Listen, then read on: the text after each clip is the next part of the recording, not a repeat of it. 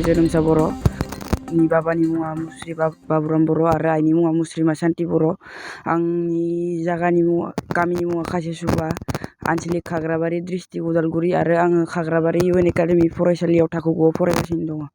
आं 2016-17 बे रखम मायथाइनिफ्रायनो आङो गामिनि बि फिल्डआवनो गेलेयोमोन आरो आङो बे रखमनो गोबां फिसानिफ्रायनो आंखौ गेलेनायाव बांसिन गासिबो एखेयानो सापर्ट होयो, आइ बाबा ओमफ्राय गामिनिनो खानैसो दङ आरो आयंमोन आरो आंनि कचमोन गासिबो आंखौ सासे गोदोर फुटबल खेलारि जेरै हलिचरन दुर्गा बिसोर सुनिल छेत्री बिसोरमोन बायदि सासे गोदोर इण्डियान टिम आरो आइएसएल बे रोखोमाव गेलेनायनि सिमां दं आरो आं बेनि सिगाङाव बे डिस्ट्रिक्टनि आन्डार 13 बेयाव गेलेखांबाय जि फार्स्ट जोङो बाटासिपुराव ग्रुप देरहाखांनानै जोङो बे रखमनो धेमाजियाव सेमि फाइनाल गेलेबाय, बेयाव देरहानानै जोङो चिराङाव फाइनालाव हारहैबाय आरो ओमफ्राय बेनि उनाव बिनि एसे सिगाङावनो आरो बेयाव तामुलपुराव जन बे रखमनो 10 जननि खेला दं बेयावबो गेलेखांनानै आरो बे उदालगुरि डिस्ट्रिक्टनि जानानै गुवाहाटियाव फिलिक्स चौधुरी बे गेमखौबो गेलेखांदों आरो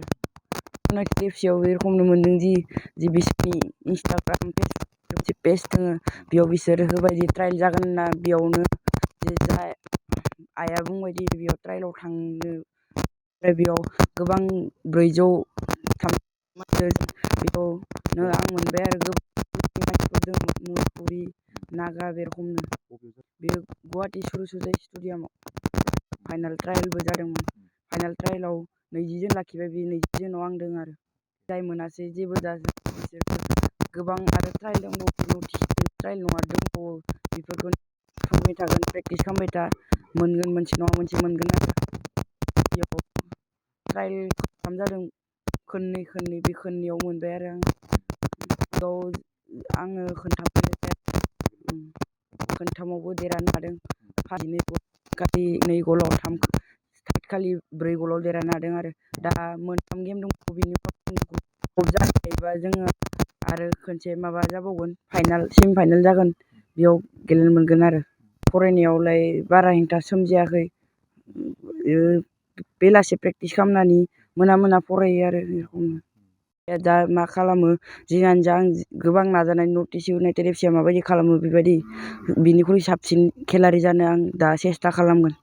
गोजोननाय मोन्दों, ओमफ्राय बहुद खस्थ'नि गेजेरजों बेबायदिनो जेनेबा जुजिनानै गथ'आ दावगालांबाय थादों, आरोबाव मोजां खालामदो होननानै जों गथ'नि थाखाय आफा इसोरनि अननायाव आर'ज गाबो। बे जेनेबा बेखौ सायख'नायाव बहा लांदोंमोन? बेखौ सायख'नायाव क'क्राझाराव लांदोंमोन, बेनिफ्राय आं गुवाहाटियाव लांदों। गुवाहाटियाव लांदों, ओमफ्राय गुवाहाटि बबेयाव लांदोंमोन? गुवाहाटि सुरुसुजाय इन्दिरा गान्धी मिनि स्टेडियाम बेयाव जादोंमोन ना? बेयावनो सायख'जादों आरो आदसा बेयो फेदेरदों दायो। दा दिनै हमनानै ला बेयाव इउनाइटेड एफसिआव सायख'जाबाय, जनानै गेलेनायनि गेजेरजोंसो मोनबाय नङा होमबा? दा गेलेयाबाथ' बिदि मोननाय नङा। दा बिमा हिसाबै बे समाव मा बुङो?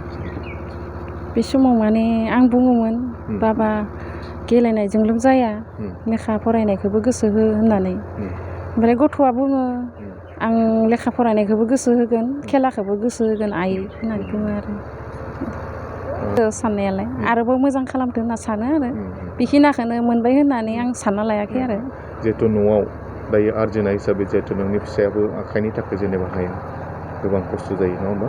ओमफ्राय माने माबायदि फेदेरनायावथ' बिराद खस्थ' जादों? बहुद खस्थ' फेदेरनायावबो, माने बिफाया आखाइ खान्दा बिकलांग हेन्डिकेपनि, माने बिदिनो खामानि दामानि मावनो हाया, आंनो बहुद खस्थ' खालामबाय आरो बिदिनो। दा न'आवथ' जेनेबा बिदि हा हुबो गैया नङा होमबा? दा बिदि समाव गुबुनफोरखौबो बिदिनो खस्थ' खालामनानै जौगाहोलांबा आंनि थाखाय मोजां मोनगोन आरो। गोजोनथाव खौरां, बाजाज बाइक लानो गोसो गुदुं सुबुंफोरनि थाखाय। क'क्राझार नोगोराव थानाय दावहारु अट' एजेन्सिया फैगौ 16, 17, 18 आरो 19 नभेम्बरसिम दिवाली धामाका अफार्स आरो लोगोसे मेगा लन काम एक्सचेन्ज मेला होगासिनो दं। दावहारु अट' एजेन्सियाव बायगिरि बिथांमोना लवेस्ट डाउन पेमेन्ट होनानै बाइक लानो हागोन आरो एक्सचेन्जनि खाबुआबो एभेलेबेल जागोन।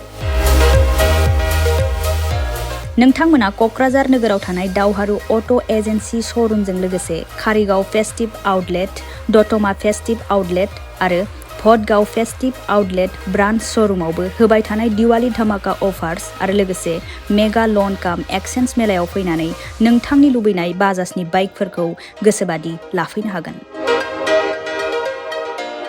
बाजाजनि बाइक सालायनो मोजां मोनग्रा रायजो राजाफोरनि थाखाय दावहारु अट' एजेन्सि श'रुमा लोगोसे मोजां अफारफोरबो लाबोदों। बेफोरनो जाबाय फ्री एसर्ट gift, free seat cover, 5 litre petrol free, गंनै helmet free, 12 times free washing coupon आरो बाइक बायगिरिफोरनो बाइकखौ मोजाङै साखोन सिखोन लाखिनो थाखाय 12 टाइम्स फ्री वाशिं कुपनबो हरनाय जागोन। आबुङै मिथिना लाबावनो थाखाय 60000399 187 88 220 18193 जानबुं नम्बराव खौरां लाहरनो हागोन।